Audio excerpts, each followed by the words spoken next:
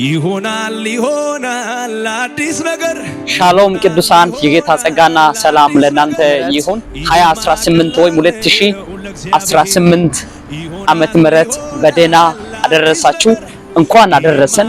እንኳን አደረሳችሁ። የጌታ ጸጋና ሰላም ለእናንተ ይሁን።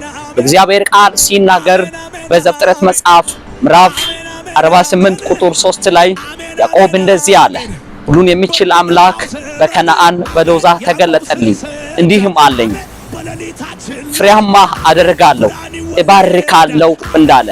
ይህ 2018 ዓመተ ምህረት ፍሬያማ የምንሆንበት ዓመት ነው።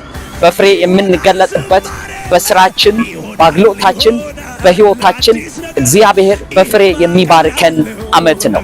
በዚህ ዓመት በ2018 ላይ አብያተ ክርስቲያን እንዲሁ ደግሞ የወንጌል ሰባኪዎች፣ አገልጋዮች፣ ሚኒስትሪ ቸርቾች በፍሬ የሚገለጡበት ዓመት ነው። በዚህ ዓመት እግዚአብሔር ከህይወታችን ላይ ጭንገፋን መጥቶ በፍሬ የሚባርከን ዓመት ነው። ፍሬያማ የምትሆኑበት ዓመት ነው። በስራችሁ ፍሬያማ፣ በአገልግሎታችሁ ፍሬያማ፣ በህይወታችሁ ፍሬያማ፣ በኑሯችሁ ፍሬያማ እግዚአብሔር ፍሬያማ የሚያደርግበት ዓመት ነው። የፍሬ ዓመታችን የሚበላ ነገር ከኛ የሚወጣበት ዓመት ነው። ይህ 2018 የፍሬያማነት ዓመት ነው።